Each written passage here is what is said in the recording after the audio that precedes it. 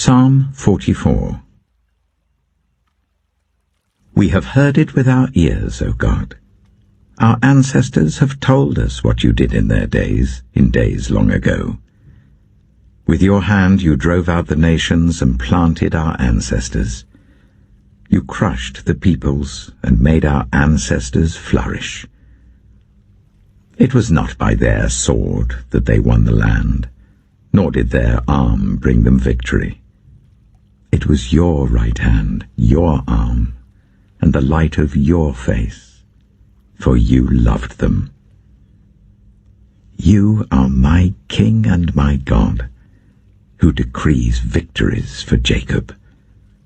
Through you we push back our enemies. Through your name we trample our foes. I put no trust in my bow. My sword does not bring me victory. But you give us victory over our enemies. You put our adversaries to shame. In God we make our boast all day long, and we will praise your name forever. But now you have rejected and humbled us. You no longer go out with our armies. You made us retreat before the enemy, and our adversaries have plundered us. You gave us up to be devoured like sheep, and have scattered us among the nations. You sold your people for a pittance, gaining nothing from their sale. You have made us a reproach to our neighbors, the scorn and derision of those around us. You have made us a byword among the nations. The peoples shake their heads at us. I live in disgrace all day long, and my face is covered with shame at the taunts of those who reproach and revile me, because of the enemy who is bent on revenge. All this came upon us, though we had not forgotten you. We had not been false to your covenant. Our hearts had not turned back. Our feet had not strayed from your path. But you crushed us and made us a haunt for jackals. You covered us over with deep darkness. If we had forgotten the name of our God or spread out our hands to a foreign god, would not God have discovered it, since he knows the secrets of the heart? Yet for your sake we face death all day long. We are considered as sheep to be slaughtered. Awake, Lord. Why do you sleep? Rouse yourself. Do not reject us forever. Why do you hide your face and forget our misery and oppression? We are brought down to the dust. Our bodies cling to the ground. Rise up and help us. Rescue us because of your unfailing love. Proverbs chapter 13. A wise son heeds his father's instruction, but a mocker does not respond to rebukes. From the fruit of their lips people enjoy good things, but the unfaithful have an appetite for violence. Those who guard their lips preserve their lives, but those who speak rashly will come to ruin. A sluggard's appetite is never filled, but the desires of the diligent are fully satisfied. The righteous hate what is false, but the wicked make themselves obnoxious and bring shame on themselves. Righteousness guards the person of integrity, but wickedness overthrows the sinner. One person pretends to be rich, yet has nothing. Another pretends to be poor, yet has great wealth. A person's riches may ransom their life, but the poor cannot respond to threatening rebukes. The light of the righteous shines brightly, but the lamp of the wicked is snuffed out.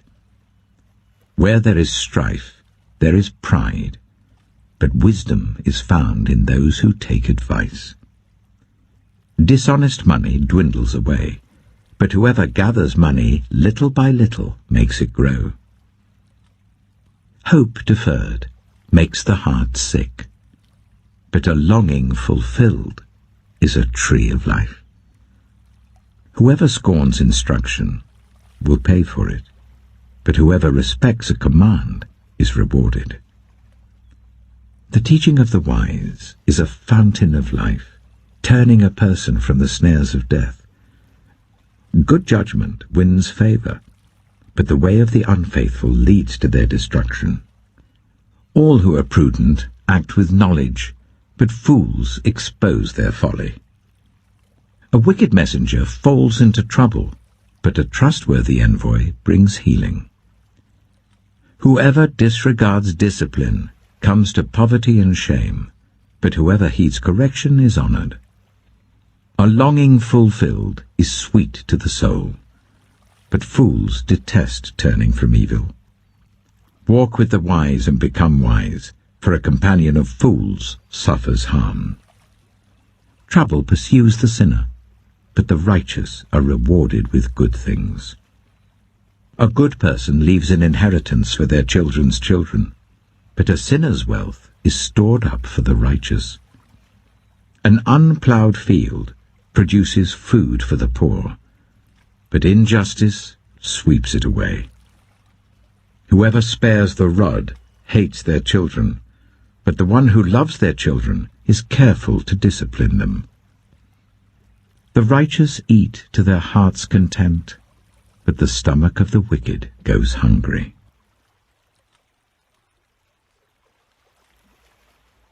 Mark chapter 16. When the Sabbath was over, Mary Magdalene, Mary the mother of James, and Salome bought spices so that they might go to anoint Jesus' body. Very early on the first day of the week, just after sunrise, they were on their way to the tomb, and they asked each other, "Who will roll the stone away from the entrance of the tomb?" But when they looked up, they saw that the stone, which was very large, had been rolled away. As they entered the tomb, they saw a young man dressed in a white robe sitting on the right side, and they were alarmed. "Don't be alarmed," he said. "You are looking for Jesus the Nazarene, who was crucified. He has risen. He is not here. See the place where they laid him. But go, tell his disciples and Peter, he is going ahead of you into Galilee. There you will see him, just as he told you." Trembling and bewildered, the women went out and fled from the tomb. They said nothing to anyone, because they were afraid. When Jesus rose early on the first day of the week, he appeared first to Mary Magdalene, out of whom he had driven 7 demons. She went and told those who had been with him and who were mourning and weeping. When they heard that Jesus was alive and that she had seen him, they did not believe it. Afterwards, Jesus appeared in a different form to 2 of them while they were walking in the country. These returned and reported it to the rest, but they did not believe them either. Later Jesus appeared to the 11 as they were eating. He rebuked them for their lack of faith and their stubborn refusal to believe those who had seen him after he had risen. He said to them, "Go into all the world and preach the gospel to all creation. Whoever believes and is baptized will be saved, but whoever does not believe will be condemned. And these signs will accompany those who believe. In my name they will drive out demons. They will speak in new tongues.